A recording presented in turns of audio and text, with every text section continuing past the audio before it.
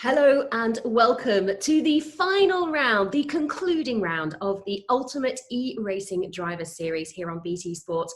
It's been a fun 3 weeks, I have to say, racing IndyCar at Silverstone. We've seen the V8 racing last weekend at Nürburgring, where there was quite a lot of carnage. Those cars were not easy to handle. And tonight, ladies and gentlemen, we are going to take you to a circuit steeped in motorsport history. My favourite circuit of all, of course, with the famous Eau Rouge complex. We are heading to Spa, and tonight our drivers will be competing in the BMW M8 GTE cars. And I know there's some drivers out there that are going to be very happy about that. But before we head over to the track to see how they're getting on in free practice, here is Coach Enzo one final time to take us on a quick tour. Welcome everybody to the last onboard lap that we're doing this season. It's round 3, as you know, at Spa, and we're starting the lap from here. This is where we're actually going to start the race from, and we're going to go straight into Eau Rouge. That's pretty much our turn 1. Flat out is basically when somebody comes to Spa, all they think is about taking Eau Rouge without lifting the throttle. And in this car, it is a challenge, and to some it isn't. We're going to have a lot of overtaking coming up this straight, a lot of slipstreaming into Le Com corner, which you go down to 3rd, and you basically try and use all the curb you can that you can get away with, that you're allowed to, all the way through, and try and keep the minimum speed up, because you can lose time through there very easily. Now, down the bottom here, a corner that's very easy to lock the brakes. You can see the flashing light sometimes when I brake. That means one wheel is locking, left or right. This corner is called No Name, because it has no name. You just got to keep up the minimum speed through there as well. Cool one, you've probably heard of this one. Downhill fast left hander. I'm just going to go down to 4th to make sure I get round. And you can hear maybe the traction control just cutting in. Yep, this car's got the traction control. Then straight into this long right left, when you might see some people trying to do overtaking maneuvers through here. It's tricky, but it's possible. And like every single circuit we've been to, you've got a really important corner that leads you onto a straight, which means you have to get the throttle on really early and stay on. And that was that corner we've just been through. Because if you exit that corner really quick, obviously you're going to have that 2-mile-an-hour advantage all the way up here. Okay, we're coming up to the end of the lap now. Flat out corners, just about. Again, the traction control just trying to cut in. Then we come up to the bus stop. This has changed a lot over the years. Braking it right down, all the way down the gears. Trying to get that front end in, using all the curb you can. On the power as early as you dare, without trying to get any wheel spin. Because as soon as you get wheel spin and the traction control cuts in, it slows you down. Right, the source, last corner. Now I do like having this as the last corner, because that means we're going to get last lap dive bombs. And that's what this could make it a bit of an epic finale. So yeah, that's one of the reasons why I had that. And that's a lap. We've done a lap, we've done the season. It's going to be a great night, and I look forward to these drivers entertaining all of you. Well, thank you very much, Enzo. And now, just before we head track time, we've got time for a quick interview. Earlier on, I caught up with former Formula One driver Martin Donnelly. Martin Donnelly, it's an absolute pleasure to have you here with us for the show this evening. You know, strange times within motorsport, but before we talk about sim racing and how the motorsport world has soldiered on throughout COVID-19, I want to go back a little way in your career. Obviously, you became very famous back in the 80s. Your Lotus career with Formula One was kicking off, but things came to a very abrupt end with the very famous accident that you had that put you in a critical condition. But obviously, you came through it fighting. And you remained around the Formula One bubble for some time afterwards with many, many great friends as well. Mm-hmm. Well, Ozzy, thank you for inviting me. It's a pleasure to see you again and talk about my specialised subject, which is myself. Nobody knows that any better than me. And yeah, F1 was good for me at the time. Obviously, if you like, made famous because of the accident that I had and whether I survived. Not famous for wins or not, but I have a good background in that. I had 4 contracts the morning of my accident, one from Tyrrell, obviously Jordan, EJ, Arrows Grand Prix, and Lotus. And Lotus took up the option of the contract on the morning of the accident. So I had a nice frame done of check out for 40k. And my 70J blagged Peter Collins into increasing his offer because we were waiving these contracts from Arrows and from from Tyrrell and that, and we managed to lift the fee up to 5.6 million, which I signed for. Unfortunately, I didn't get to see a penny of that money, but hey ho, I'm here to talk about it. And there's a lot more famous drivers than me, like my good friend Martin Senna, who's here not to, and I have to realise that I'm still involved in the sport that I love. I still race, I still manage drivers. I'm very, very fortuitous, you know. And that part of my life is gone. But as you said, I then came back in to F1. I was an F1 driver steward for 4 years, and still in contact with my friends. We did a Zoom meeting there on Wednesday night with a Rack Pack group, which we meet up every year in London. What could have been, you know, quite depressing in some respects in the fact that you should have been one of the top drivers alongside Senna for many, many years. I agree. You were talented in that respect, and you were well respected as an incredibly talented driver, but unfortunately it didn't work out that way after the accident. But certainly you've remained very much a respected figure within motorsport, and continue to, like you say, to race, to coach people, to wind people up, to tease people. Fleece them as well. Fleece people, yes, absolutely. So esports, talk to me about that. During lockdown, have you actually competed in some of these events? Yes, we were doing the R series, where the boys had their car, do these little twin car things, and there was a big championship for them in that. So we got a few sponsors involved in that. Virtual Effects and Special Effects were main sponsor for that, thank you, John. And we the two boys up north and in Edinburgh came in and backed that as well. And you know, we got a couple of podium positions in that with the boys. They were quite happy. But so much so that Marco, the kick back in the steering wheel, has affected his right forearm. So he's got a lot of pain and discomfort for that. And his left fist, he can't grab something because we did so much shifting on that. That is now going to like a claw.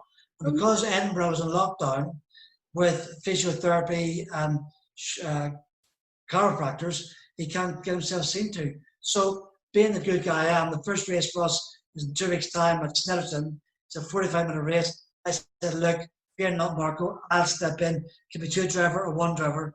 So I'll step in and fill the bridge. And if you can't feel you're going to do the race, when you get the pit stop window, I'll step in and carry the flag for you. So watch out, Donny's back on track for the July. Oh, it's wonderful to chat to you. Thank you so much. Well, always a barrel of laughs with Martin Donnelly, let's face it. Now it's time to join our race commentators as we head to the action. Here is Chris McCarthy and Jack Canane. Thank you, Gemma. What a fantastic way to kick off the show. And what a show it is going to be. The finale of the Ultimate eDriver Series, where the top 3 are separated by just 1 point. And today we will crown the Ultimate eDriver Champion. Just to give you a rundown of how the format is going to work, same as ever. Once we've had qualifying, the drivers will be split into 3 heats. They will be 4 laps each, where the top 8 will go through. The remaining drivers who do not qualify directly through to the feature race via those heats will be put into a consolation race, which will be 3 laps. Then we will have the feature race, 8 laps to decide our champion. That is where the points are up for grabs, and that is where the prize of being crowned the Ultimate eDriver Series champion will be decided. We're going to be at the Francorchamps circuit, not a better place to end this fantastic championship. All the drivers will be out in the BMW M8 GTE. More details coming up for you before we get the racing underway, so hang tight. But for now, we're going to cross back to Gemma Scott, who is chatting with British GT driver Ben Green. Ben, it's lovely to have you with us. I love the setting behind you, and from what I understand, we are actually in your front room, not your garage. Yeah, no, this is literally my front room. The car's been here for about 4 years now, 3 years. I had a crash, unfortunately. I got caught up in someone else's accident, and the car was bent. It was ready to go in the bin. Luckily, we had insurance, we got a new car. But this was ready to go in the bin, so we managed to get it swapped and turned it into a simulator. This is your simulator in your front. This is incredible. I love this story. So you actually sit inside this car with the screens around you, right? That's it, yeah. So the pedals and the steering wheel are in exactly the same position as when I'm driving the car in real life. So you've probably, out of the whole of isolation, had the most realistic sim of any driver across any discipline. Yeah, I've got no excuses really, let's be honest. Yeah, no, it's great fun. It's really cool. Do you get in your full race suit and helmet and gloves and everything? I haven't yet, but if we miss racing for much longer, I might have to be honest. Wonderful story. But look, that was back in 2017 that you had the accident. Unfortunately, you were okay, luckily. From then, you've moved forward through into British GT and you were second in the championship. What I'm interested to know is, you're very young still. You chose to move your karting career into Genettas and strictly through a GT route. Was that always your dream and always your passion? Yeah, so it was actually quite funny. In my first year of karting, I went to a series called the British Schools Karting Championship. Went to the national final and won the fastest lap award. And then that award was 2 tickets to go and watch British GT, which is obviously the GT series I ended up doing. So I went to watch this series in 2012, 2013, completely unaware that I'd actually end up aiming to do that a few years later.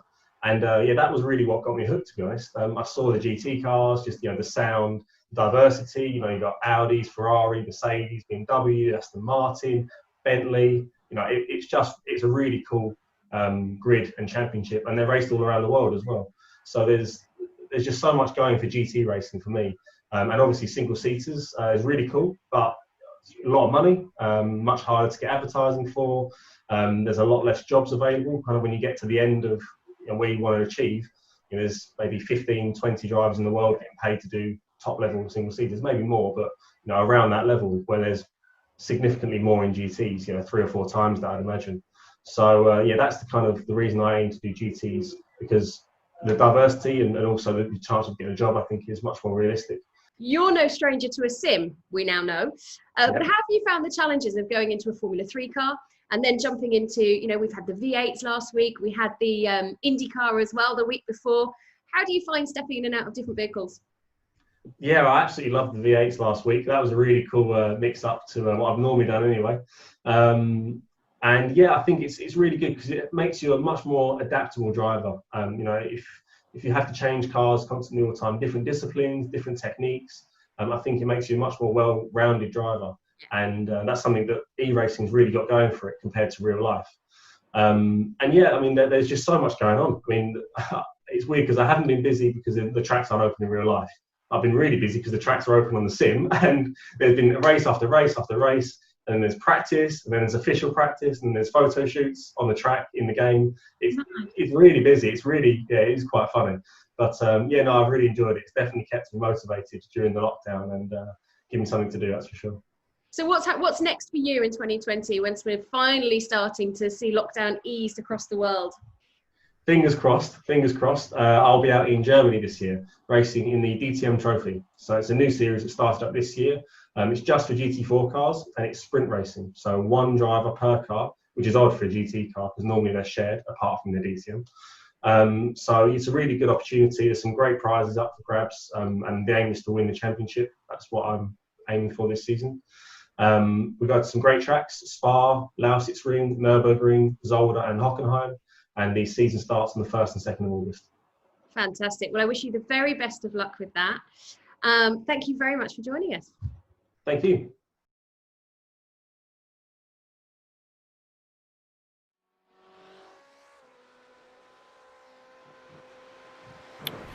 Brilliant interview with Ben Green. And can I just say, that is the coolest simulator ever. Fantastic. Thank you to Gemma there, catching up with Ben Green just before we are about to go racing. So we are in qualifying at the moment. It is just coming to a close. This will set the grid for the heats. Now each driver will be put into a heat.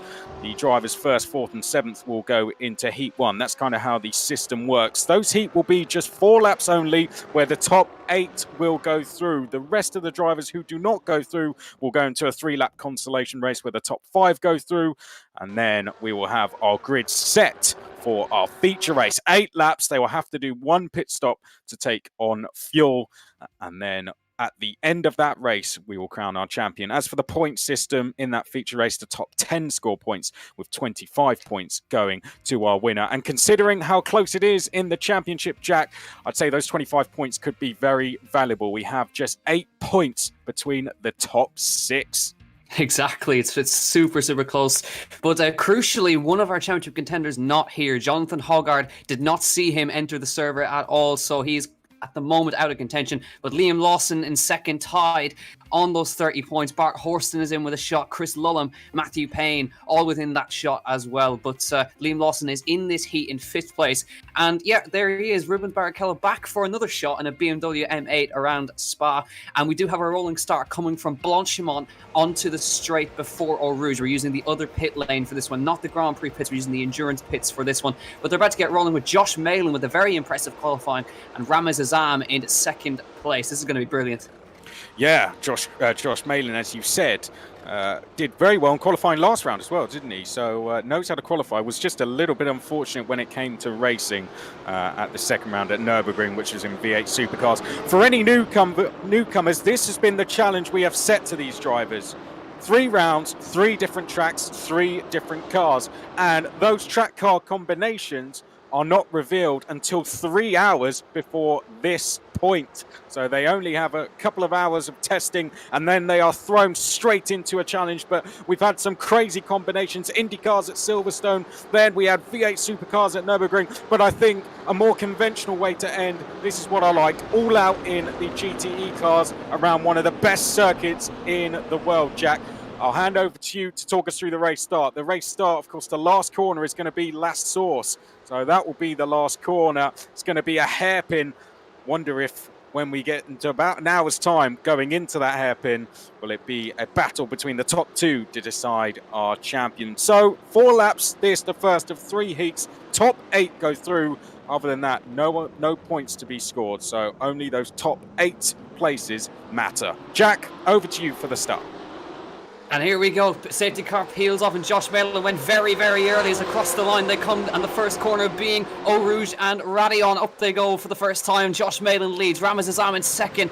Then Ben Green, who we just heard from, in 3rd place. Liam Lawson, the championship contender. Oh, off the road, Ben Green at the top of the hill. Massive one, and comes across and collected in a massive, massive way. There's multiple cars. Rubens Barrichello just gets through there, but Ed Jones got caught up in that with Adam Christodoulou, and that's an absolutely huge crash at the top of Eau Rouge, at the top of the massive big climb up towards Radion. Chris Tarhan, Adam Christodoulou and Ben Green are now out of contention. They will be going to the Consolation Race, but Ben Green flipping wildly over the top. That's not what we want to see. Nick Yellowly also going slowly. My God, everything happened at the top of the hill there. But after all of that, Josh Malin gets through, Ramez Azam gets through, and crucially for his championship, Liam Lawson goes through and he's in 3rd.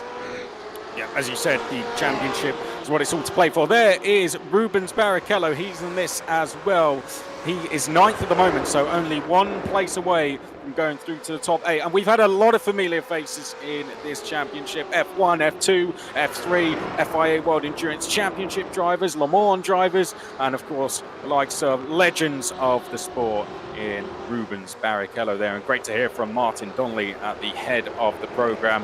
Liam Lawson, he's going to be busy this week. He's going to be over in Austria for the start of the FIA F3 Championship, but before he makes that trip, he is racing in this. 3rd on track so far. Ramez Azam just ahead of him. And then ahead of that, we have Josh Malin, who will be hoping for a clean run of things this time. So those championship contenders, Hoggard is not here. So Lawson is the effective championship leader. He is behind Ramez Azam, who we are looking at. So this is good for his championship. Horston is then effectively 2nd, 1 point behind. Then 6 points back, we have the likes of Lulham, Payne and Bortolotti as well. No Epps, unfortunately, with us. He's been out testing today. Alex Connor, he could have a shot at it as well if he has a really good result. But that's 1 lap before down. We look back down the field. We can see Freddie Spinlow. Looks like he's about to make a move here on Luke Browning, and does so. Freddie Spinlow, young Carter, commentate in on a lot of times. Oh dear, Ali Al Khalifa has taken a spin at La Source, and I think we're about to see exactly how that happens. So Ali Al Khalifa at the head of this queue. Driver coming to the outside of him, and oh yeah, there we go, helped around. Big contact as well, that one. Have some of that. But Ali Al Khalifa, I think we'll see you in the consolation race. Exactly, and he got taken out by none other than Rubens Barrichello. What an honour that'd be. Seriously? Yeah, Oh, exactly. no. That was Rubens Barrichello getting into the back room, trying to move up the inside and collected him. So that he has the honour of being spun around by a legend of Formula One. But I would take that any day. Rubens Exactly. Barrichello can come and I was going to say take me for a spin, but that sounds like we're going to go dancing or something. But he can take me out any day he wants. Right, well, Josh Malin still leads. Ramazan closing a little bit. Liam Lawson third. Matthew Payne kind of just hanging in there in fourth place. Then we have Freddie Spindlow, Luke Browning, Rubens Barrichello in seventh, and then Matty Hingley, who actually saw spinning around earlier. He's back into eighth place now. Nick Yellowly, Ed Jones, Adam Christodoulo, and Ali Al Khalifa after that spin. There is Nick Yellowly. He's right up behind Matty Hingley now. As you can see, the eighth place is for the transfer spot, the immediate transfer spot into the feature race.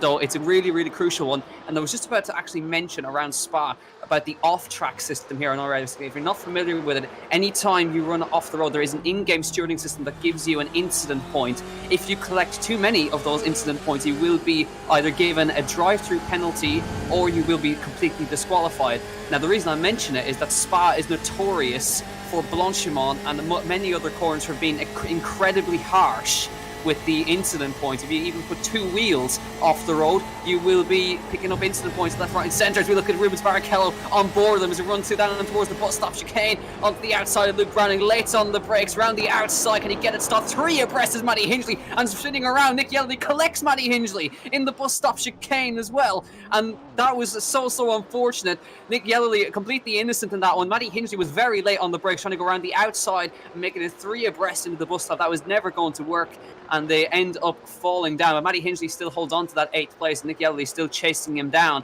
But Rubens Barrichello looking pretty racy in this GT car. He's up behind Luke Browning right now. Still will now have to try and get himself back up to him. But yeah, a good showing from Rubens. He's on course to get into the feature race anyway, where he is. But we're on lap 3 of 4, and the top 3 look pretty set. And the fastest lap of the race was set that time by Liam Lawson.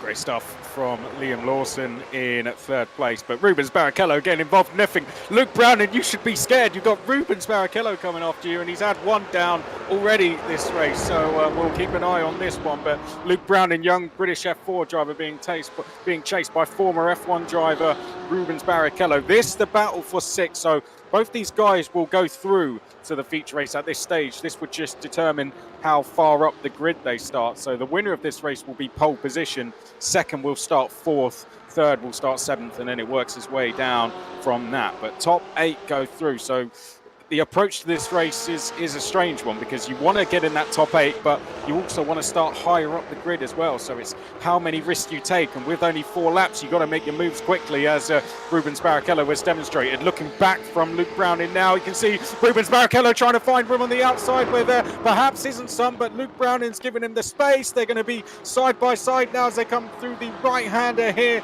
Down to Stavilo they go, and it's going to be Barrichello still on the outside. Browning doing a very good job at defending as they now make the long run down towards the bus stop. So great defending from Browning. Barrichello's going to have to try again. Yeah, this is fantastic to watch. Now, I have been told there is a 15x incident limit, and just to update you, the leaders are on 12. They've got to be careful. They cannot afford to run off the track anymore. The one that's in most danger at the moment is Matthew Payne. He's on 13 off tracks. 15 off tracks, you're immediately booted out of the race and disqualified. And they have been warned to not go wide at certain corners. Last source, not to go wide there. No name corner, don't go wide there, because you will pick up a penalty. The stewards are watching. So I was talking about how difficult it is to keep the car on the road here, and these guys are really proving it now. They're within about 11 or 12 off tracks in a 4-lap race. Imagine that. We get to the feature race on board with Liam Lawson up the hill at Eau Rouge, over the top of Radion, and now he's in the slipstream. Fastest lap of the race from him that time. Slipstream quite powerful even in these GT cars. Josh Malin weaving to try and break the toe. Liam Lawson firmly in the slipstream of Ramaz Azam. Is he going to try anything? He's going to show himself from the mirrors. Azam looks to the inside and just to cover him off just there, and holds on for now as they come to the top of the hill at the end of the Kemmel Straight, getting right on the end of him. These guys really don't need to fight because there isn't points on offer right here, but they will want to because it's for honour's sake. Well, this is as we're on board here with Liam Lawson. Great camera angle this. Really get a view of what Liam Lawson is getting. But one thing I would say, Lawson's in the championship fight, so he needs to be starting as high up the field as possible. if he finishes in the lead of this race, he takes pole position. But at the moment, this would put him 7th on the grid for the feature race. That's going to make him in a bit of danger. You know, he's going to be in a fairly dangerous position to get involved in some incidents, or if one of his championship rivals is on pole position, it will give them a chance to escape. So Liam Lawson, although we would usually say, Jack, if this was the first round, you'd say, well, don't fight, just go through. But Liam Lawson needs to find a couple of places perhaps, or at least one, and he's running out of time because we are on the final lap now as they're about to head down towards Blanchimont, down towards the bus stop. Then, of course, they have La Source. That will be the final corner. Lawson doesn't look close enough. I have to say, Jack, Josh Malin has done a very good job out front and stayed very calm under pressure from two very experienced drivers in Ramez Azam and Liam Lawson. But I think the main fight here is going to be for second place as they come down to the final 2 corners. Through the bus stop, I reckon Azam's going to be picking up a penalty. He's on 16 off tracks, so I think the stewards will be looking at it.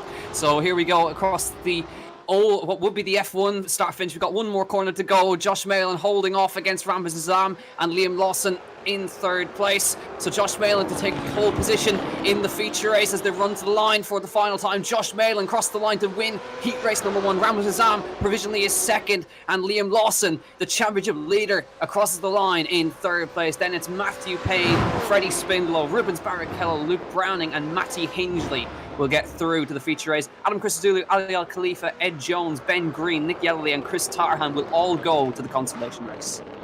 Brilliant stuff. 1 down, 2 more to go. Then the top 8 have gone through. 9th down. They'll go into the consolation race, as Jack says. 2 more heats coming up before our main championship decider, our feature race. So we're going to head now back across to Gemma Scott, who is catching up with Ollie Bierman. Ollie, the last time we spoke, you were at home on your sim. Clearly, you're back out at a race circuit, and that looks rather like Imola behind you. What's going on?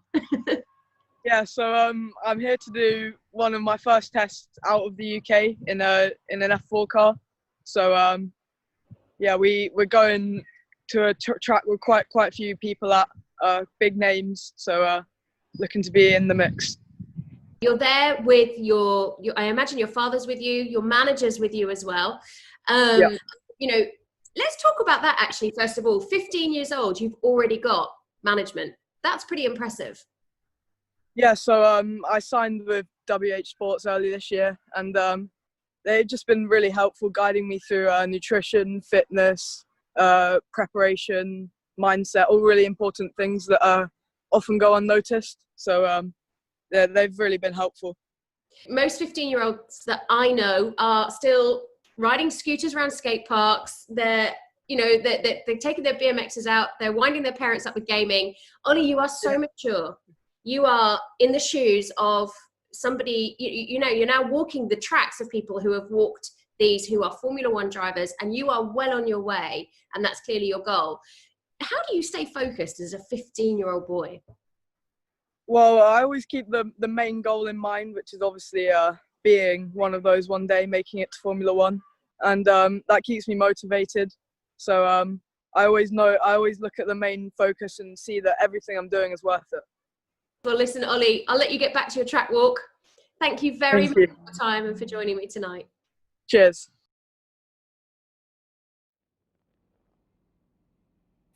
Great to hear from Ollie Bierman there, live from Imola. Brilliant stuff that was. He's out there testing in the ADAC F4 cars. And great for Ollie to join us from the Imola circuit whilst on a track walk. Brilliant interview as ever. So we're getting ready for the second heat then. Same format, top 8 go through. The rest go into the consolation race. Here's your grid. Phil Denez is going to be on pole position. One of our championship contenders, Chris Lullum, is second. He is 7 points off the championship lead. 7 points of Lawson, who just finished third, so he'll be looking to finish higher than that.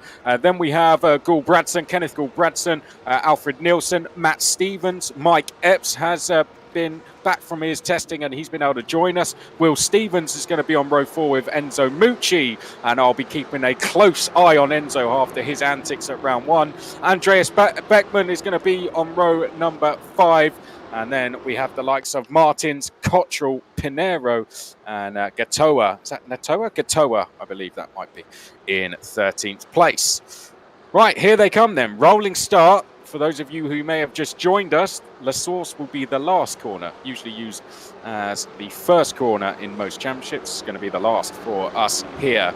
Top 8 are going to go through. We have just had the top 8 go through in Heat 1. We will have another heat after this. In that first heat was our championship leader, Liam Lawson, who went through successfully. One of our main championship contenders in this one, in Chris Lulham as well. So we'll be keeping an eye on him.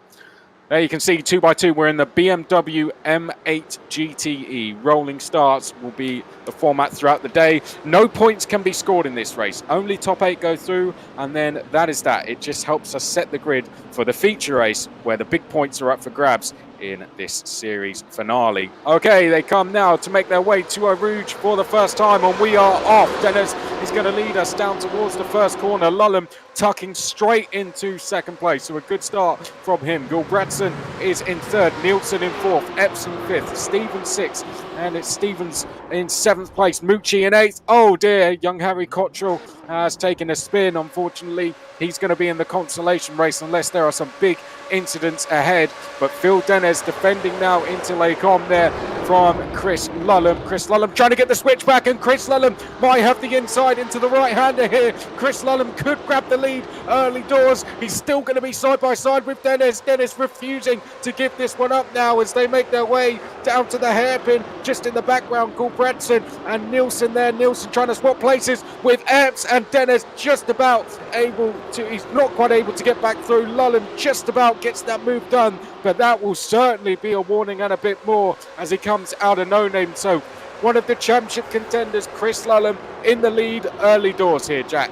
That was brilliant stuff from Chris Lulham. That was bravery of the highest order to go around the outside of Phil Dennis in Les Combes. We look now at the two Stevens. Matt Stevens leading Will Stevens right here as he just got fast into fifth place. Now, this is actually crucial for Chris Lulham. He needs to finish ahead because it will mean that he'll start a grid slot higher than Liam Lawson. He needs to just make sure that he's right up there with Liam because he's got a 7-point deficit to him. So every position counts. If he takes this one, he's going to be right with Liam, if not ahead of him. Phil Dennis in second, Kenneth Gulbranson in third, Mike Epps up to fourth, then Matt Stevens and Will Stevens. We look at Alfred Nilsson on Will Stevens now, down towards Blanchimont in the slipstream. Not quite able to pull alongside as they come through. Blanchimont for the first time. Back to the front, Phil Dennis versus Chris Lulham once again into the bus stop chicane. Is anybody going to try anything? Gulbranson shows himself in the mirrors in the background. Through the bus stop they come. But this is going to be a great fight that's going to go all race long, I think. 4 laps around here. It's a sprint race. And now Chris Lulham under pressure. Spinner, that is Martins, the Portuguese driver in the 37 car, spins out of 8th place, which gives Andreas Bachmann the 8th place back. And as they come through, that was, yeah, indeed. So it's now, we come across the line to start the next lap. It's Chris Lulham with Phil Dennis behind them. And now Chris is going to be very, very vulnerable because the slipstream is very powerful, even in these M8 GTE cars. This was the combination I wanted to see, GTEs around Spa, because it's going to be very close door-to-door action. And once again, it's now Dennis's turn to have a go at Lulham as they make their way down towards Les Combes. Dennis is on the outside, Lulham trying to defend on the inside, and Dennis, is he going to be able to get through? It's almost like a mirror version of what we saw. Oh, no contact! Lulham is off into the barriers. Lulham off into the barriers, but he somehow managed to rejoin the track again. In the background, that looks like Matt Stevens trying to get through now. Will Stevens just behind. Oh no, Will Stevens, contact with Matt Stevens, and Lulham is off.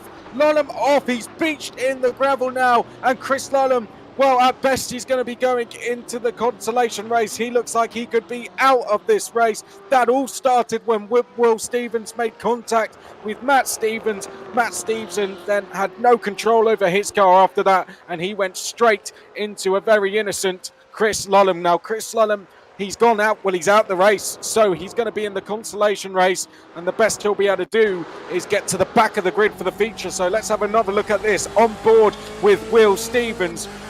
Is there a touch now to Matt Stevens? There it is. Matt Stevens loses control of his car, and Chris Lulham is out of the race. What a shame, and what a dramatic turnaround in the championship, Jack. Wow. Anything that could have gone wrong for Chris Lullum just did, and he's out of this race. We may see him in the Consolation Race, but I have seen that he's completely disconnected off the surface. Whether he's going to take part or not, I'm not sure. He's going to be absolutely furious. And he was battling for the lead with Phil Dennis. There was just that slight little touch, and these cars are very sensitive to that. And he ended up in the gravel, managed to bounce it back off the barrier, but then just completely innocent Will Stevens causing the incident there to send Matt Stevens into him. But now Phil Dennis back in the lead, Kenneth Gulbranson now the second, and a very pacey looking Mike Epps is in third place right now, the number 39, as they come across line to start lap number 3. Phil Dennis is not out of the woods yet. He may have been attacked by Chris Lullum for the first 2 laps, but now for the next 2, it looks like Kenneth Gulbranson is going to be the one to put the pressure on.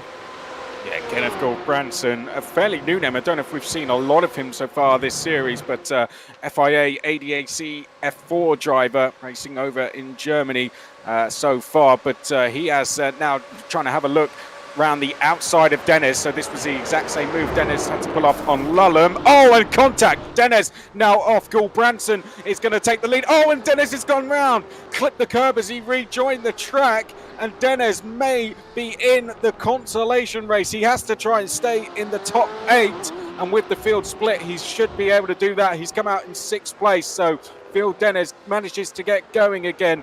But more drama here. This is only one of the heats, Heat 2. We still have Heat 3 consolation and then our main feature race. But Gulbranson has gone into the lead. Mike Epps has just been picking places up. He hasn't even had to do any overtaking, really, Mike Epps. He sits there now in 2nd, was 5th at the start of the race.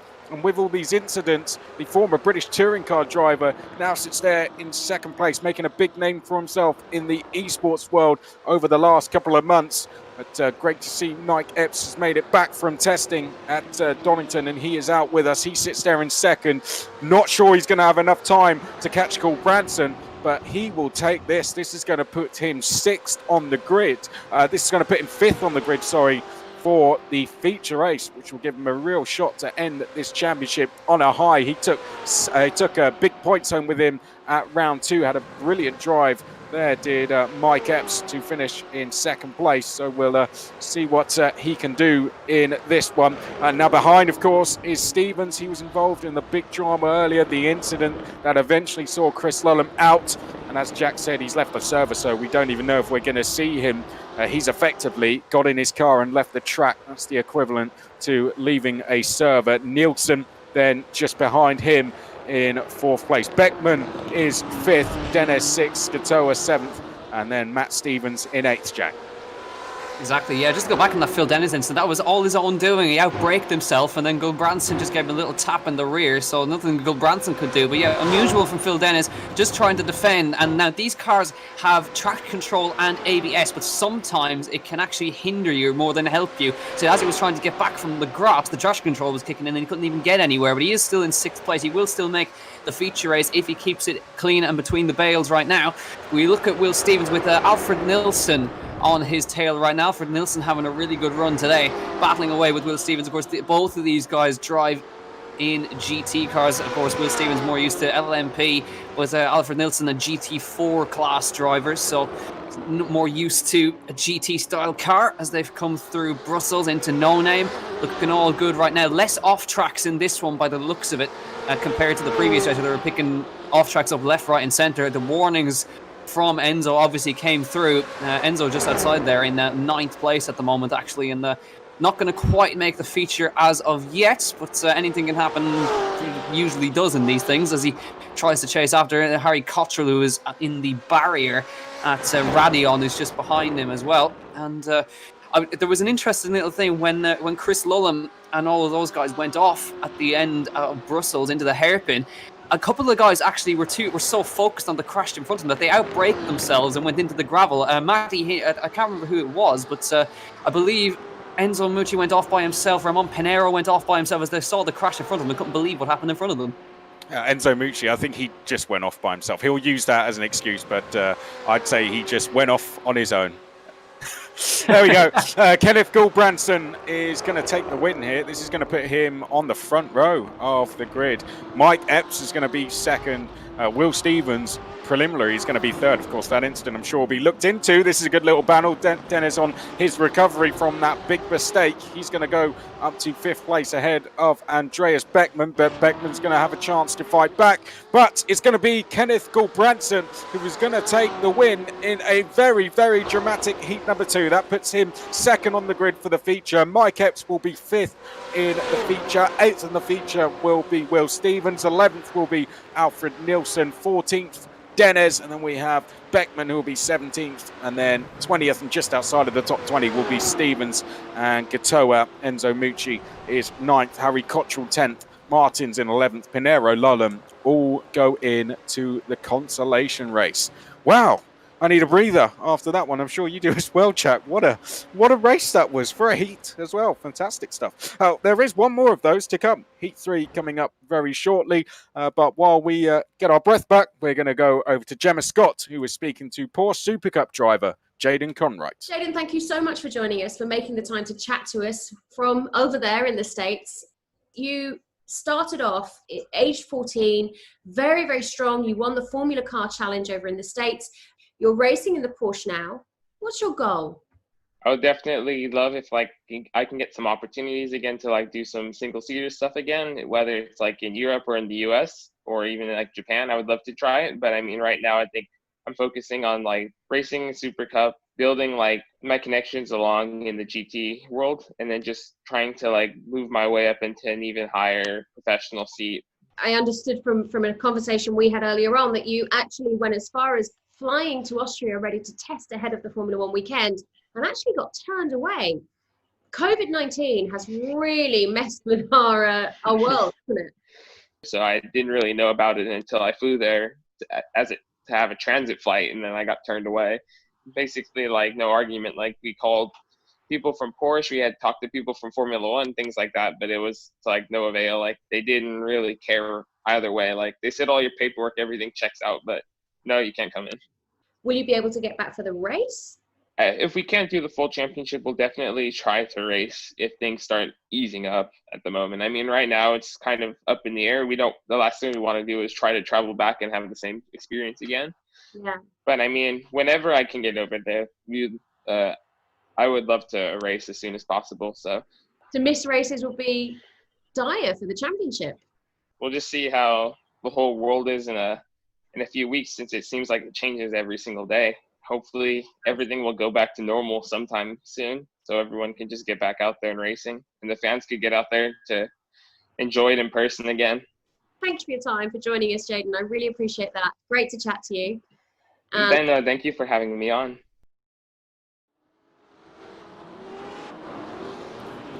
Thanks, Gemma. Great to hear from Jaden Conwright. He's going to be racing in Porsche Super Cup this year, which of course kicks off this weekend over at Red Bull Ring. But a real shame to hear about the trouble Jaden has had actually getting into the country in recent testing events. So really do hope he's able to make it over there. But as he said, it is a long season, and hopefully he'll be able to get in for into the upcoming rounds and have a good go at things in the championship. Now, to run you through this championship, we have the top 6 are separated by 8 points. Our championship leader isn't here, so Hoggard, unless no one scores any points, then he'll win, but that's very unlikely that that's going to happen. Lawson, who was tied on points with Hoggard, finished 3rd in Heat 1, so he'll be 7th on the grid. Matthew Payne was just behind him, so he'll be 10th on the grid. Then we have Lulham. Of course, he was only 7 points away from the championship lead. He just DNF'd, so he's going to be in the consolation race. Now, in this race, we have Horston, who is 2nd in the championship, and Bortolotti, who is 6th in the championship. Jack, I'll hand over to you for the race start.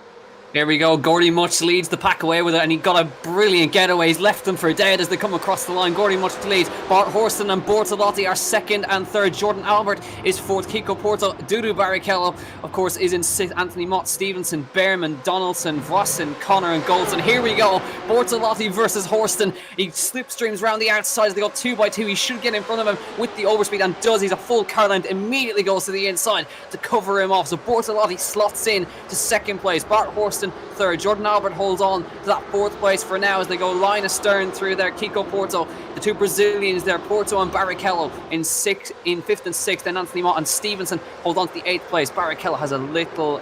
that was Porto, sorry, having a little look on Jordan Albert. But all clean as now Horston has a little look on Bortolotti through down towards No Name on the outside. Gets sideways as he comes through No Name. He's going to lose a couple of spots right there. He might lose it to Jordan Albert, who may go through on the inside to head down towards Pouon. And it's getting a little bit feisty here now. Jordan Albert on the inside. Horston going to try hang it around the outside of Pouon as they come through. Very fast sequence of corners. Manages to hang it around the outside. Neck and neck with Jordan Albert and loses at the back end. Jordan Albert goes off into the wall hard, and that will cost him every single spot on the grid down towards the tail end of the field with a simple error, the traction control kicking in and stopping him from saving the slide. Goldstein goes through, and that promotes, of course, Ollie Behrman into the 8th spot right there. But pity for Jordan Albert. Great fight there, but fair play to Bart Horst for hanging around the outside of Pouon. That is not easy at all. No, and never advised either, is it? But he gave it a very good go, and great racing it is between these two championship contenders. We have to remember in Bortolotti and Horston. Horston only 1 point off the championship lead. Bortolotti just 8, and with the problems for Lulham, they've got a chance to make some places immediately here if they can qualify at the front of the field. Behrman, we heard from him earlier on. He's just going through there as he gets up to 7th place. Brilliant stuff from Ollie Behrman as he makes his way now down towards La Source. Stevenson trying to fight back. Casper Stevenson is going to try and dive down the inside, and does. Behrman trying to get the switch back, but a brilliant block pass there from Casper Stevenson, giving Ollie Behrman no other options but to tuck in behind. Voisin is just behind these guys. Out front it is the Scotsman Gordy Much who is leading the way. Bortolotti in 2nd, Horston is 3rd, Porto 5th, Dudu Barrichello is then in 5th place, and it is Mott, Stevenson and Behrman. The top 8 go through to the feature race, which is where the points are up for grabs, where the title is going to be decided. At the moment, it's Gordy Much who is leading. This would put him 3rd on the grid for that feature race. Bortolotti and Horston would be 6th and 9th on the grid if they finish where they are. Right, we've got some more side-by-side action. This is Ollie Behrman, who is still fighting with Stevenson. Behrman has now got through. Stevenson is now going to be passed, it seems, by Callum Voisin. Voisin not quite able to get the move done. So Stevenson just about holding on to 8th as they come through No Name. Lap number 2 of 4. Really quick fire races, these ones, where we eliminate drivers who will have to go through into a consolation race as we now jump on board through Pouon here with Callum Voisin, really trying to find a way through. Desperate to get into that feature race. To do so, all he needs to do is make one more place now as they come into the right-hander through the left. Voisin may try and have a stab into Stavolo to get a move done, but can't quite get through. So almost halfway through the race now, Jack. Still very close in the fight for those final few qualifying spots. Yeah, you still stick on board with Callum Voisin now. He's lost a little bits of time through Stavolo there as they come up towards Blanchimont once again for the 2nd time, and they'll go on to lap 3 of 4. Gordy Much still leading out front by a comfortable margin. Be careful not to run too wide through Blanchimont right there, and they come down towards the bus stop chicane, getting it stopped on the brakes. ABS will help them here as they come through. Careful not to get on the power too early because the TC will kick in and it will not help you on the corner exits, but everybody doing an excellent job to get through right there as they come down towards La Source, the final corner on this layout of Spa, and they all still nicely bunched up together.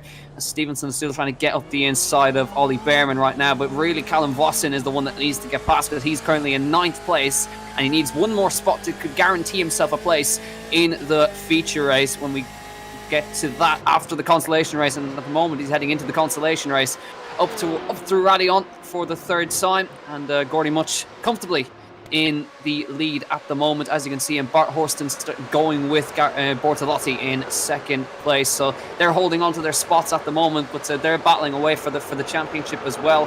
Horston more of contention than Bortolotti is, even though Bortolotti is firmly in contention. But Bart Horston really needs as many grid places as he possibly can.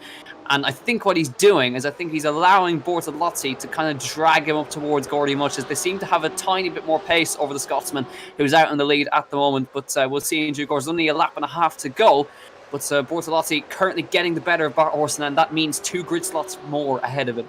Yeah, I agree with you actually there. Horsten, as you said, I think he's playing the long game here, isn't he? He's got a gap over Porto, but equally, as we say that, Porto and Barrichello could close that gap very quickly if the pair start battling. So they really are piling the pressure on Much here. Much would be hoping to be looking in his mirrors and see a fight going on between 2 championship contenders, but that is not the case at the moment as they now make their way down towards Blanchimont on lap number 3 of 4. We go back with Gordy Much. We haven't seen a huge amount of him in this race. It's been very straightforward for him so far, leading out front from Bortolotti and Horsten. Porto there in 4th, Barrichello in 5th place, Mott, Bierman and Stevenson. Right, well, they're going to change their minds now, Jack. Just as we said they're going to follow each other around, they're not going to do that anymore. Bortolotti now feeling the need to defend from Horsten. Horsten, is he going to have a go into La Source? Doesn't seem close enough, but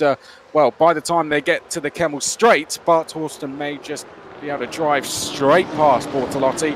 And that might have been the plan for Horsten. Wait to the last lap on the Kemmel Straight, and you won't even need to make a move. You'll just drive straight past him. So let's see if that happens now as they come down towards Eau Rouge for the final time.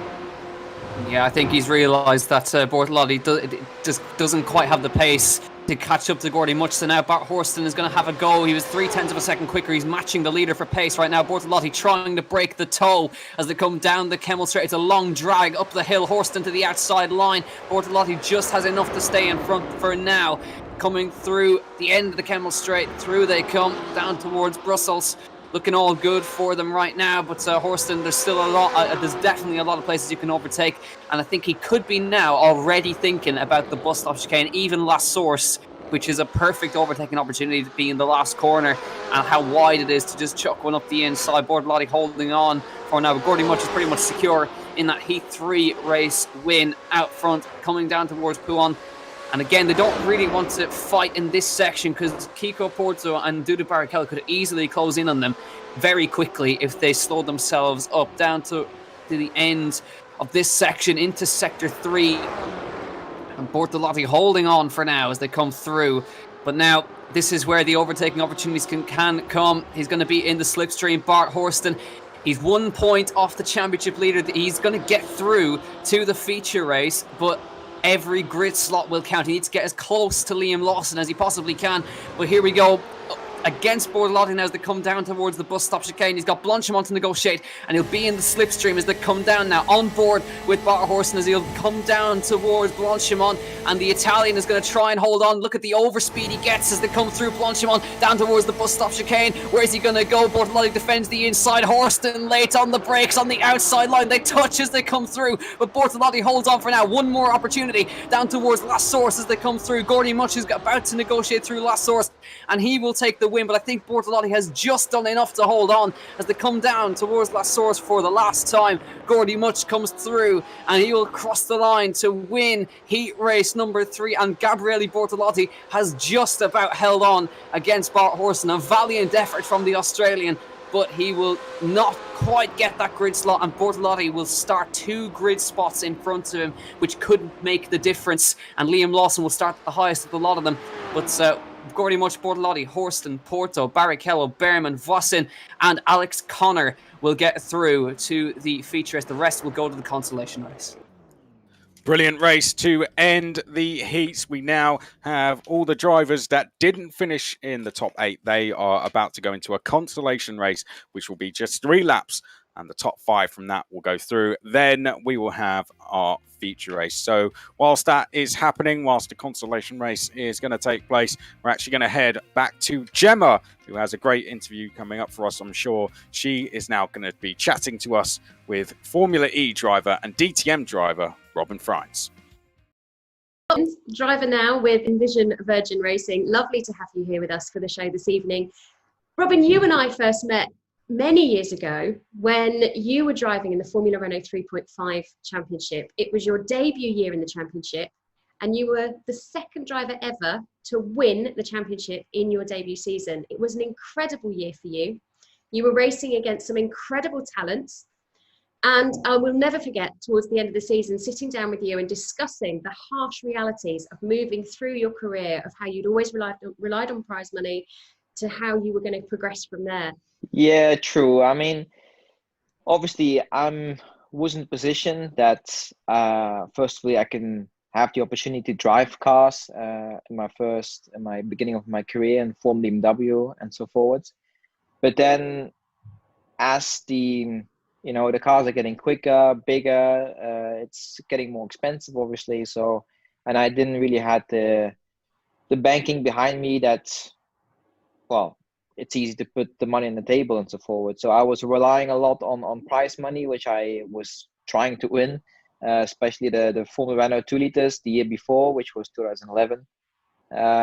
Knowing that if I would lose this championship, my career would probably be over. So by winning a championship, you get a half million prize money to go forward in the World Series championship. So I won that one, and yeah, the World Series one was a very unexpected year for me, because I came there as a rookie. I think I was only 20 years old compared to all the experienced drivers like Sam, Jules, Magnussen, who had a lot of experience back in the day. It was definitely a highlight, definitely a lot of fun. Also, always put a lot of pressure on my own shoulders, knowing what I have behind me. Obviously, my dad worked very hard to get where I am now, but also in those days, it was all thanks to him to, well, get me in the World Series car as well. I think those years, 2011, 12, really shaped up my career where I am now. And I think I'm always being thankful for that. And you should never forget where you come from at the end. You've always been really humble in that way. And I remember talking to you at that time and saying, realistically, you should be going now to Formula One. And I think even then you said, yeah, but I won't, because I don't have the financial backing. It was quite difficult, yes. In 2013, 14, I was reserve driver, test driver for Formula One in Sauber and in Caterham the year after. Obviously, it wasn't so easy. You race against guys which you beaten on track, but they get the opportunity to drive in Formula One just because they have a big sponsor behind them or just, good banking behind them. So I'm always been a person that's always want to treat people fair and also want to be treated fair. And in that Formula One world, in those times, especially with the crisis we had back then, with the financial crisis which was going on, it was very difficult to come in Formula One without any sponsorship. And even though I got the reserve and the test roll, I've driven a Formula One car, but basically not paying a single euro, which it was also quite exceptional in those times. So, but at the end of the day, you need to be thankful what you have. I mean, I know a lot of drivers in my karting days, as I did 10 years of karting, which were also really talented, really good, and fighting with them. I got beaten by them a few times, and they just didn't have the backing at all to drive single-seater cars. So you should never forget that what you have, even though, yeah, you always try to go further, you always, try to go a step up. But I'm just very happy in the position where I am now, where I can drive Formula E. I drive DTM. I'm a works driver in Audi Sports, which is basically only 6 seats available around the world, and I'm one of them. So you should be proud of that as a driver, I think. And Formula E is a fantastic championship. It is. It is a very difficult championship, because if you start up when you're young, like me, like 16, 17, you jump in the single seaters and you learn basically the small basics of what Formula One has. But Formula E is a complete different category of what you need to do in the car. You have to regen, you have energy saving, which you would never do in a World Series or Formula Renault cars back in the day. So it's a bit of a different way of racing. It's very challenging. And if you see on the grid now in Formula E, there are only real top drivers there. And that's also showing how difficult the car is to drive. We're driving on street tracks. We don't have any runoff areas or whatsoever, which personally I like. But if you do a mistake, that should be the end of your race. Are you looking forward to getting back into that team environment? I know you're back out to the Nürburgring this weekend. Yes, I'm very well looking forward for it. I mean, I've been sitting at home for months now, which, yeah, it's different because I'm never home so much as I do 2 championships. So I could work in the garden a bit here and there, but after 2 weeks, you're done with that as well. But yeah, I mean, next coming up weekend will be GT3 again with Audi on Nordschleife. It's going to be the first race for me since months. Really looking forward for it. And yeah, hopefully I don't lose it yet. Well, I wish you the best of luck getting back out to racing and looking forward to seeing you physically at a racetrack soon. Yes, hopefully very soon. Great to hear from Robin there, and his battle financially to get where he has in his career doing Formula E and DTM. He is certainly going to be a real inspiration to many. And we're now going to go back to Gemma, who's speaking with a driver who I'm sure will hope to repeat the success that Robin has had in his career. She is now chatting with TCR Europe racer Andreas Bachmann. So Andreas, thank you very much for joining us. It's great to have you here with us as part of the show. What I'm intrigued by is your career, because you started off in karting back in 2005. You took your career to an international level 5 years later, racing all over the world again in karts. When you first started out, what was your goal and your ambition? From the first years, I was just doing it more for fun, and I was starting to get more and more serious after a few years. And then when I was finished with karting after about 10 years, then I thought the rallycross was a fun new experience. And then after that, I was starting to do rallycross for 1 year. And then 2 years ago, I started to do touring cars. So that was a bit different as well. I've had a quite different career to most other drivers, I think, because I have done so many different kind of disciplines in a few years' time. So. You started out in 2018 in touring cars. You finished 4th in 2019. This year, you were all set to attack and to try and get yourself a top 3 finish minimum, if not a championship title. Yeah, it was a really good year last year when I did the European, and 4th was really good. So, and the first year I did the touring cars straight away. I was quite up to speed, I would say. And now last year 4th, and I had the 1 win as well. So it's been going well. And yeah, for this year, I'm hoping to go for the win this year. Am I right in thinking that your sister races as well? Yeah, we are both racing in the same team, and she's the only girl in the whole series. She had 1 podium as well, so it was a really good year for her as well. We're always very equal in lap times and stuff like that, so it's quite funny, yeah. Quite fun, but also probably quite annoying having your sister racing with you. I know when I used to drive, my brother would always say, "You're no way you're doing anything that I'm doing." So yeah, the brother-sister rivalry. Listen, thank you very much for joining us. It's been lovely chatting to you, and I wish you all the best when the championships gets back underway, and hopefully see you up there with a championship title. Thank you very much. Thank you. Great to hear from Andreas, and remember commentating on him and his sister Jessica in karting, and to see what they've both gone on to achieve since has been absolutely fantastic. And a thanks to Jem Scott for all the brilliant interviews throughout the series. More of those coming up post-feature race. Right, you join us. You would have been seeing it at the bottom of your screens, but you would have now joined us at the end of the Consolation Race. The top 5 from this go through. Casper Stevenson wins. Stevens in second, Mott third, Donaldson and Yellerly will all go into the feature race. The big story, of course, Lullum, after the incident that he had in Heat 2, was put to the back of the grid at the Consolation Race after he was wiped out in Heat number 2.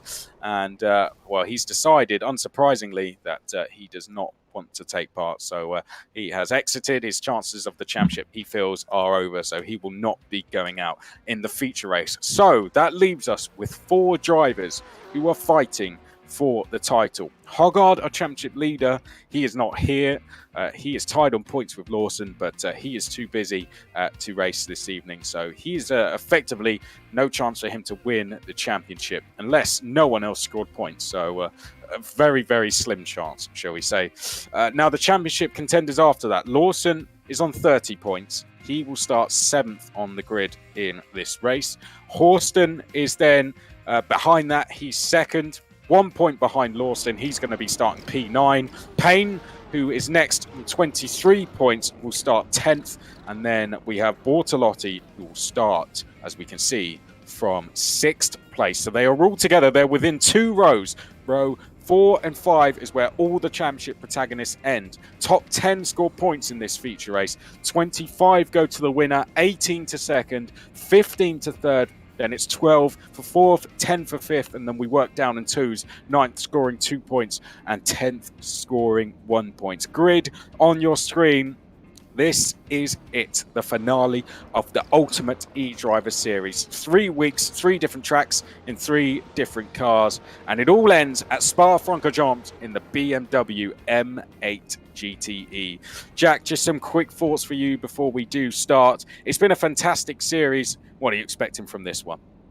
To be honest, I've covered the April series, I've covered the May series, and of course the Ultimate eDriver series, and you can't count anything out. If any of you have seen the April Isolation series, that literally came down to the last lap, last corner, 0.07 of a second across the line. We cannot discount anything from happening today, and it makes it even better that all the championship contenders are all bunched up within about 3 rows, and they're right in the middle of the pack as well, so they cannot afford to get anything wrong. They've got to stick with each other, and it is going to come down to the strategy, the pit stops, and they've got to keep it clean, got to watch the off tracks. But it has been amazing. It's been an amazing season so far. Let's round it off in style, because this is going to be a fantastic championship fight. Almost 7 points between all the championship contenders, and I honestly couldn't tell you who's going to take it today, but it's going to be fantastic. So Chris, take it away, please. Well, here we are. We do have a pit stop. That is for fuel, a mandatory pit stop they have to do. But at the end of 8 laps, we are going to find out who is going to be our champion. The cars just making their way down to La Source now, which will be the final corner. But Jack, you've been here for the ride all 3 months. I'm actually going to hand it back to you this time. You take us through the start of this grand finale. Green light, and we go racing. Josh Malin leads, Gulbertson in second, and Gordy Much gets a great getaway for 3rd place. Ramez Azam following, then Mike Epps and Liam Lawson slotting in front of Mirko Bortolotti in 6th. They're battling away 3 abreast between the championship leaders as they come down the Kemmel Straight. As you can see, Phil Dennis trying to get around the outside of Bortolotti. He does get in front. Bart Horston trying to find some space as he tries to get past Liam Lawson. This is a crucial pass that he needs to make. He's on the outside line as they come to the end of the Kemmel Straight. Horston round the outside of Lawson, side by side they go. Bortolotti is ahead of both of them as well, which is a crucial one as well. Lawson keeps himself in front, and Bortolotti has got ahead of them both. Lawson and Horston behind. As we look now, Gordy Much, Ramez Azam up his inside as they come down through Brussels. Side by side they go, gets a little clout in the rear as they come through. Mike Epps slots ahead again, and Gordy Much gets put down to 5th place as a result. But Phil Dennis ahead of Bortolotti, ahead of Lawson, ahead of Horston, and Matthew Payne is also in that fight as well. We've just seen Freddie Spindlow, who's trying to get himself off the grass here, which is not easier said than done. Matty Hingley is trying to just get himself ahead of Callum Vossen and Ollie Behrman. These guys started way further down the field, as you can see, as they come through Pouon, and there's a car trying to rejoin. Big accident, massive. Will Stevens, I think that was, who was just getting involved right there. It's not Will Stevens, it was somebody flipping around right there. Alex Connor, it looks like, and Luke Browning, who were involved in a huge one at the exit of Pouon, trying to rejoin. But Josh Malin leads, Kenneth Gulbertson second, Ramez Azam, Mike Epps, Gordy Much, Phil Dennis, Bortolotti, Lawson, Horston and Payne are all together on the same piece of road. Yeah, brilliant start to the race. First lap only, as you said. You can see Josh Malin there. He is leading the race at the moment from Gulbranson, Azam, Epps. Then we have Dennis, Much, Bortolotti, Lawson and Horston. So we have to keep an eye on those championship contenders. So it looks like there may have been a bit of a crash there, Jack. Yeah, it looks like it, but now you can see they've just managed to get through. Bortolotti's now under pressure from Liam Lawson, and Horston's trying to fend off Matthew Payne in the background as well as they come through. And now you can see Lawson round that was Phil Dennis getting past Bortolotti, and Lawson's also trying to do the same thing as they come down towards Eau Rouge. These are the 4 contenders together. Horston in for the pit stop. He's coming in early, peels out of the battle, and this is a pit stop for fuel. Alex Connor was also in after his crash. But now that's the crucial. We need to keep an eye on Bart Horson. He's opted for the early stop. We look back at Mike Epps, who's under pressure from Gordy Much. You can see Gordy's got some damage on the front end, but it's not seems to be hindering him. Phil Dennis under pressure now from Bortolotti, who's got Liam Lawson behind. Epps switched to the inside on Gordy Much, and Phil Dennis trying to go around his outside. They're going to make a little bit of contact, and the same thing happens to Phil Dennis again. He gets put on the grass, and Bortolotti slots ahead of him. Matthew Payne is there, and Lawson has lost 2 places. Matthew Payne is through. Kiko Porto's got ahead of him, and Lawson knows he needs to get through past him. Matthew Payne now up the inside of Dennis, so Payne's on a charge now. He's chasing after Bortolotti. Matthew Payne is also in the title fight, don't forget, so don't count him out just yet. But Lawson drops back to 10th place, and he's now behind Kiko Porto, and he's got Dudu Barrichello behind him. And remember, keep an eye out for Bart Horson. He's just opted for the early pit stop. He's going to be charging through. Do not take your eyes off this race. No, it's fantastic. That pit stop is really going to add in a lot to this race. They have to do it. It is to take on fuel. And Horston has decided he wants to come in early. They'll have enough to get to around 6 laps of the race. So some drivers may decide they want to stay out all the way until the tank is pretty much empty. But Horston has tried to give himself some clear space at the back. The only problem is if other drivers start doing that ahead of him, he might get caught up in some traffic, Jack. There is Bart Horson. I think it was a smart choice because they were battling hard in that mid-pack as well. So we'll see now whether he's going to be able to jump any of them. He needs to bang in some really fast laps now. But as well, he needs to make sure that he's taking on enough fuel because he can't afford to be fuel saving. Now back with Mike Epps as Mirko Bortolotti is on his tail as they come to the bus stop chicane, and Matthew Payne as well. He's losing it on the brakes on the way through. And just in the background, Kiko Porto versus Phil Dennis. And now Porto's trying to get through. Liam Lawson might capitalise. Watch out for Dudu Barrichello, who's also in the background as well now. So Dennis and Porto side by side to last source. Matthew Payne managing to keep the car in check in the bus stop chicane, but Porto trying to get past Phil Dennis, still side by side to last source. Contact made, banging wheels as they come through, and they're going to make even more contact. Liam Lawson and Bortolotti in for the pit lane. This is to respond to Bart Horston, so this is going to be a crucial one as they watch through. Dennis has to see the position to Kiko Porto as they come up through Eau Rouge, up atop of Radion. Watch out for Dudu Barrichello, but Bortolotti and Lawson have both pitted, and it's a crucial one now as we go back to the lead. Kenneth Gulbertson versus Josh Malin for the lead. We haven't even focused on the lead battle because we're so focused on the championship battle.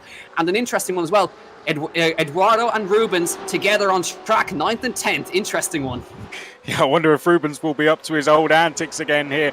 As you said, I'll be keeping an eye on the points throughout the race, definitely. But no big changes can be made so far. It's really, we've got to keep an eye on Matthew Payne, who is in 6th place, to see how he gets on and when he decides to come into the pits. There he is. So Matthew Payne is the only championship contender here that has not come in to the pits. We got a driver just off in the background there, but we'll keep an eye on when Matthew Payne decides to come in. Bart Horson has jumped him, and I think there's a problem for Liam Lawson. He's dropped off the timing screen. Bart Horson jumps Bortolotti, and he's jumped Liam Lawson at the same time, so the early stop has worked for him. But I've seen Liam Lawson is now back in the pit lane. I think he's crashed. I think Liam Lawson is out of this race. He's back in the pit lane. That's a big one. Bart Horson and Bortolotti are the only ones here, but there's been a problem for Liam Lawson. Let's have a look and see if we can see what happened to him.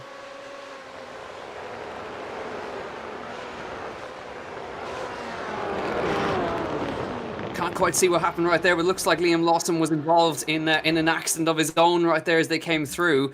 And we now go back to the action once again, but that's a big one. That was the championship leader by default, Liam Lawson on 30 points, and now he is out of contention. So the big one we need to watch right now is Bart Horston versus Matthew Payne. But if Bart Horston finishes ahead, then the championship will go to him. So we need to keep an eye on it. But we're keeping an eye for now on the battle for the lead between Josh Malin, Kenneth Gulbertson, Ramez Azam. Gordy Much still hanging in there in that 4th place. Then Mike Epps will follow through. Matthew Payne is still in 7th and 6th place. Phil Dennis, Eduardo Barrichello, Kiko Porto, and Rubens Barrichello, who's now into the pit lane. So Rubens is in, Enzo Mucci is in, Will Stevens is also into the pit lane. So there's a lot of cars coming in on this lap.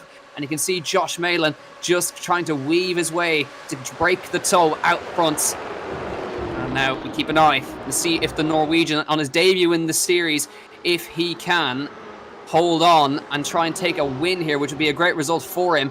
But now you can see he's trying to do his best. Josh Malin having a great run in the lead as well. Ramez Azam, no stranger to fighting up here. It was back in April that he was fighting in the opening round of this whole series of championships.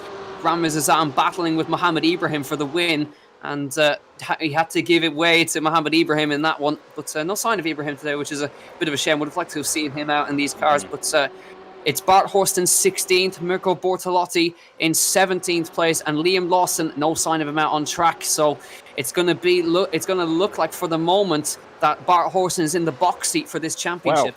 Well, Jack, you say that, but this is the points at the moment. So Horsten leading on 31, Epps second on 30, Hoggard on 30, Lawson on 30, then 3 drivers on 29, Malin, Azam and Payne all on 29 points, then Bortolotti on 28 points. So we have 3 points between the top 8 drivers. It couldn't be any closer. So Mike Epps has pulled himself into contention. Of course, we do have to take into account pit stops have to be made. Horsten might be in the box seat at the moment to take the lead, but anything can happen in this race, as we have just seen with Lawson. There could be some big changes to those points, but at the moment Horsten on 2 points, and that is why everything is looking extremely close. But Horsten has got himself in a brilliant position, as you said, but we do have to take into account just how quickly things can change. But more names just pulling themselves into contention. The likes of Epps and Azam and Malin all jumping up into points where they could challenge for the title. Yeah, Josh Malin, even though he's in the lead at the moment, looks like he won't really be able to challenge unless something really drastic happens behind him. But yeah, definitely, we completely discounted Mike Epps, and he's clearly in the title battle, tied now on 30 points. We go back now, Kenneth Gulbertson now putting the pressure on Josh Malin up front. As you can see, he's trying, almost making contact in the braking zone, trying to force Malin to go wide. Ramez Azam is also in there as well, as we now continue the way through up the end of the Kemmel Straight through this sequence. Of course, a lot of cars in the pit lane now. Nagatsua, Behrman, Cottrell, Donaldson and Yellowly have all come in for their stops now on board with Kenneth Gulbertson, and there is a lapped car which may come into play right here, and I think Mike Epps has just been overtaken actually, so now he's losing points as we come down towards Pouhon once again. And for now, Josh Malin's still in the lead, but now they've got to be thinking about pit stops because there's not long left to go. There is 3 laps to go across the line. I would not be surprised if they all came in on this particular lap. The top 10 tend to follow each other, but we'll see where the championship leaders and where the championship contenders are going to come out relative to this. So this is going to be really a 2 or 3 lap sprint to the finish. Yeah, we're on board here with Kenneth Gulbertson at the moment, and it's just about what happens when those guys decide to come into the pits. That might be now. Some of them may decide they want to go 1 more lap, just some traffic clearing itself out of the way. That looks to be Mott. Malin goes past, Gulbertson going past as well, Azam also getting past. So Azam and Much, they're not far behind. The top 3 all together here as we make our way down to the bus stop chicane. And are these guys going to come in? And then where does that put them in comparison to the likes of Bart Horsten? That is what we're going to find out very shortly. We're coming up to what is the final corner on this layout, the one we are running today, and that is going to be La Source, and then the pit entry will be directly to your right. So through La Source we go. Are we going to see them all follow each other into the pits? There we go. And as the leader comes in, Malin, everyone else follows him straight through. So now we wait, Jack, to see where Horsten comes out.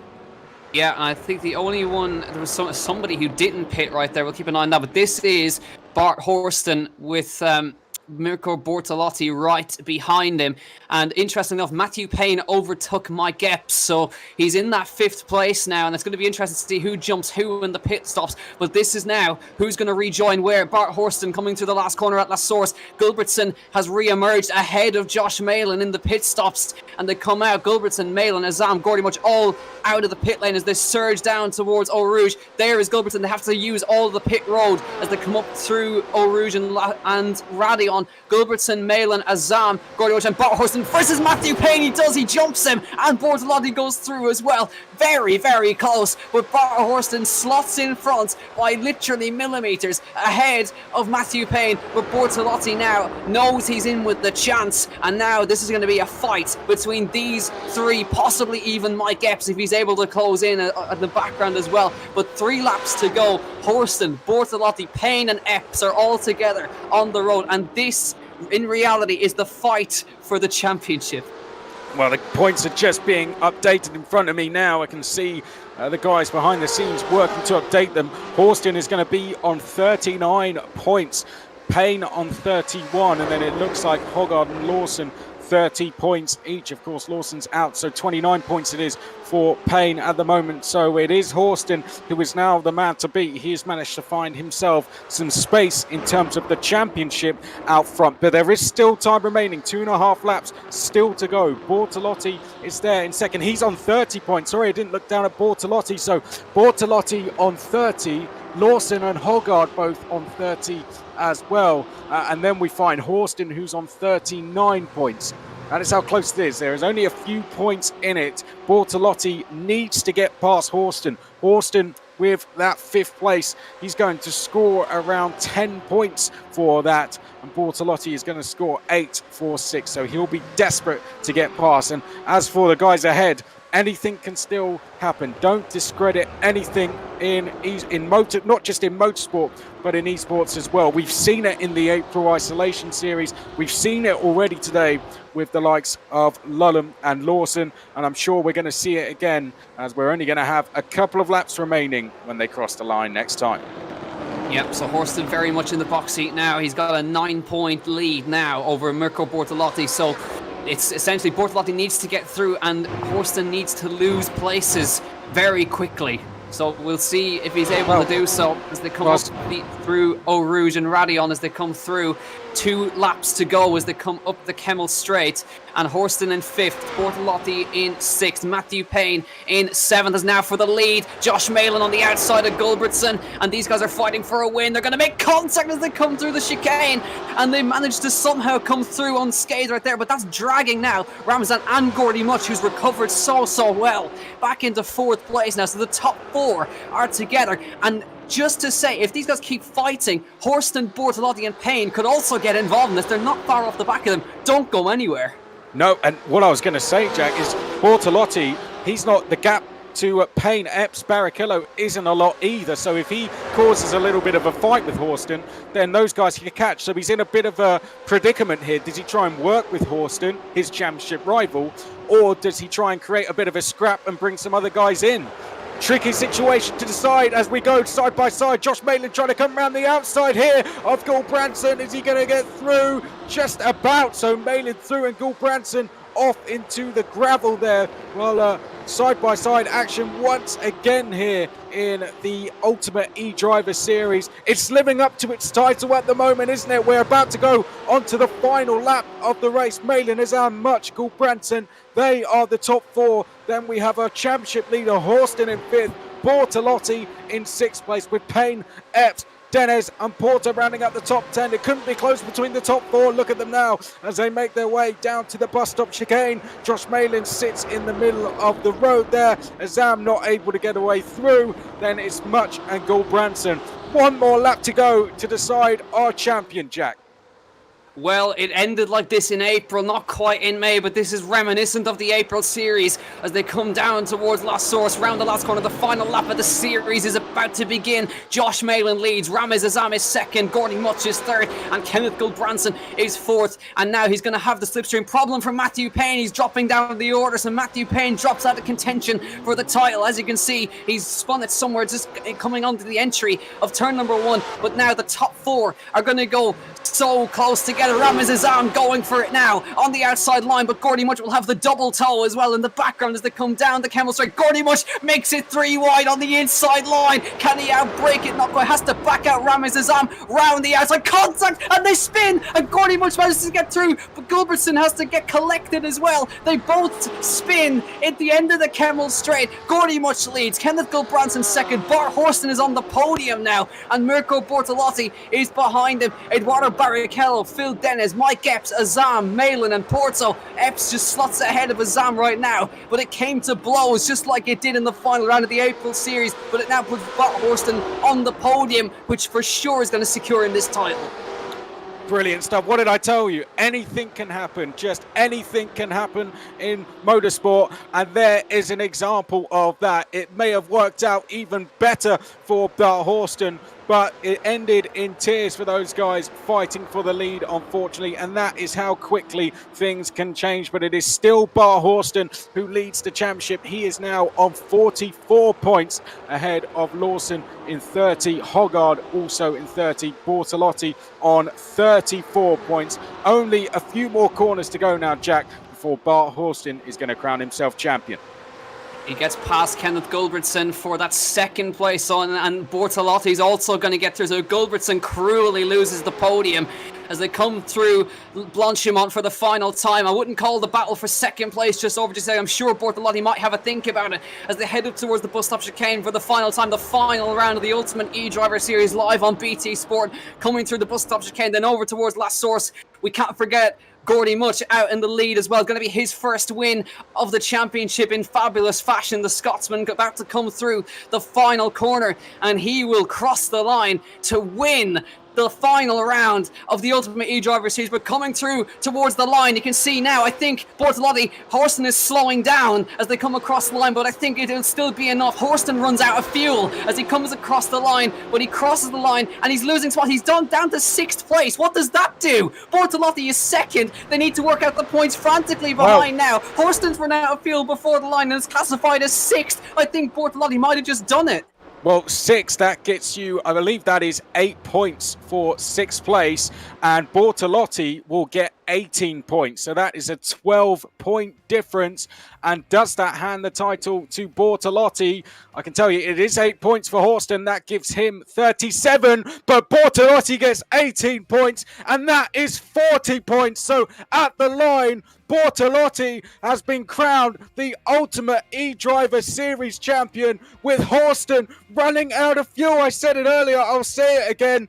Anything can happen. Do not count anything out in this championship. And at the line, Bart Horsten, in dramatic circumstances, has run out of fuel, and he loses the title by just 3 points to Mirko Bortolotti. Bortolotti, I cannot believe it. I never ever thought that would be how this championship would be decided. You said, Jack, earlier in the race that he would have to be careful with that early stop running out of fuel, and at this point we're on board with Bart Horsten. He knew he ran out of fuel. He was just hoping he'd done enough, and as he crossed the line, Bortolotti came past. I wonder how much was in it in live timing, how close it was between the two, but Bortolotti finishes on 40 points, Horsten on 37. I do not believe what I've just seen.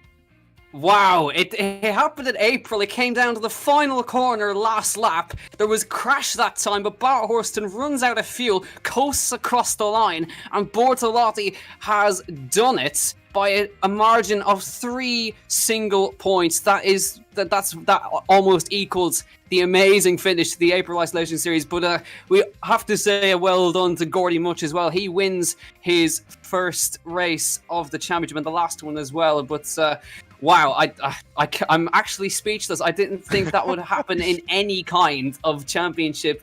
And I thought that Bart Horsten initially was letting Bortolotti to go through, but then he kept slowing down and boom, boom, boom, through they go, and classified as 6th and loses the title by 3 points. I can't believe it, Chris. I mean, I'm just looking at the gaps. He was 12 hundredths back from 5th, but even that wouldn't have been enough. He would have lost it by 1 point then. So it went even higher than that. He was less than a second, I think, away from being champion, and that is how little it was, the gap. I mean, you did say earlier in the race that he's going to have to fuel save, and he can't afford to do that.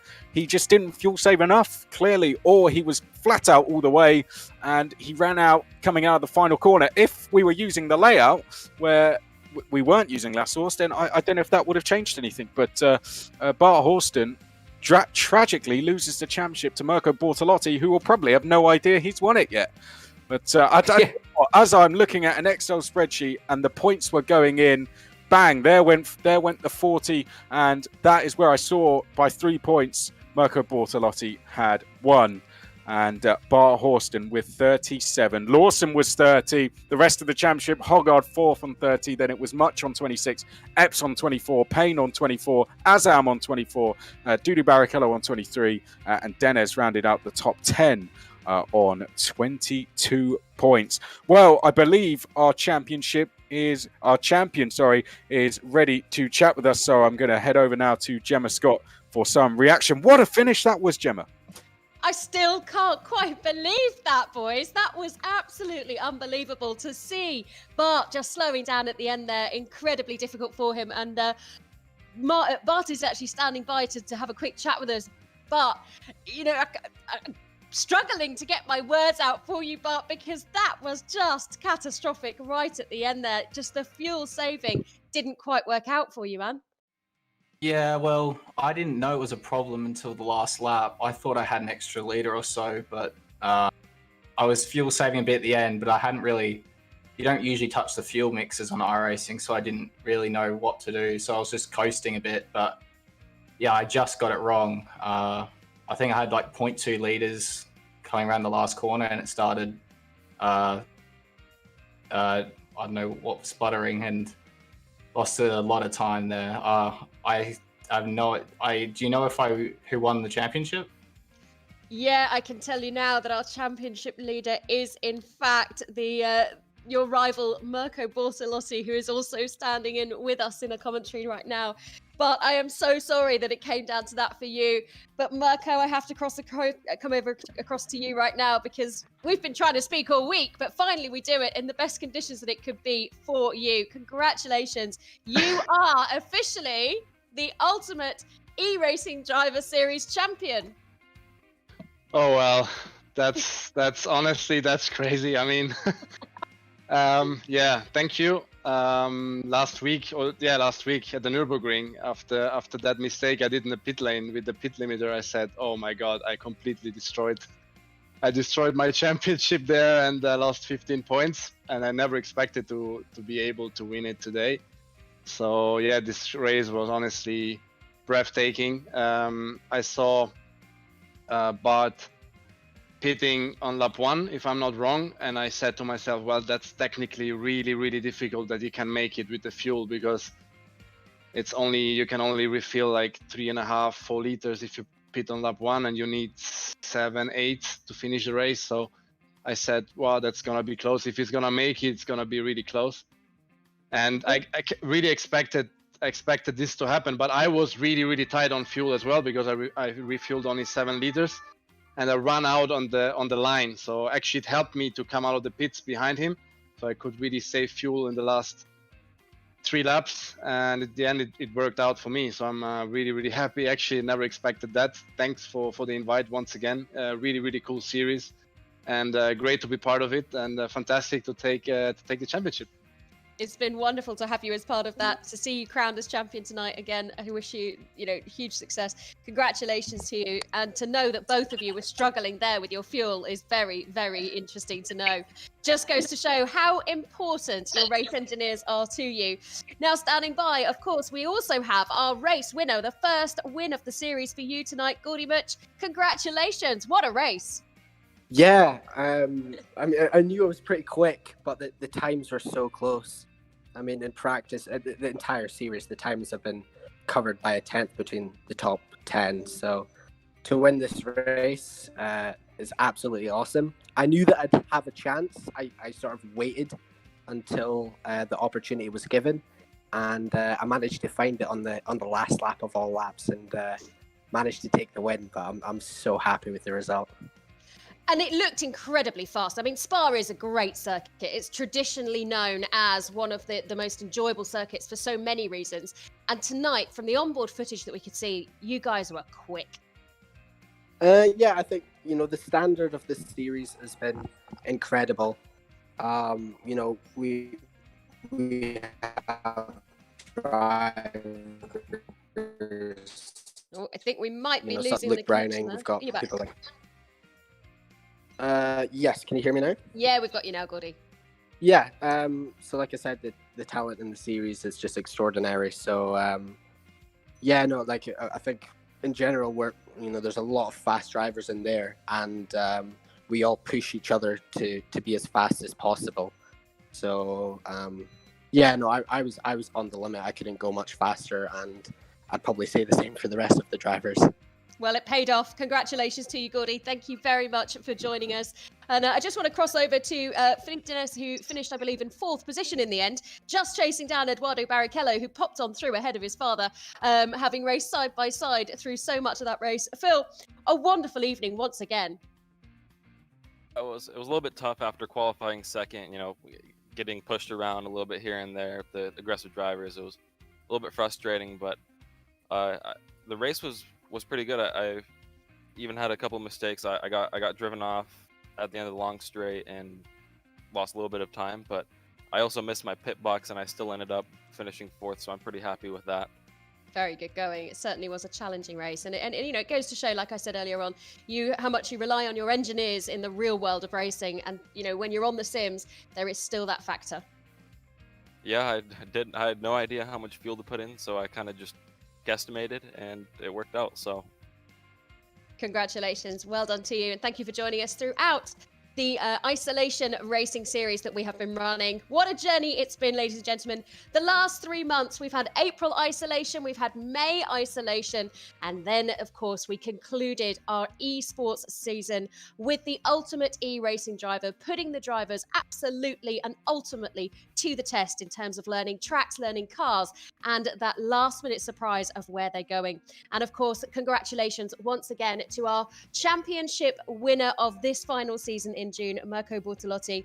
Esports have exploded, haven't they? And I think it's safe to say they are very much here to stay. They've shown a great impact on the world of motorsport throughout this pandemic and this crisis that we've been suffering.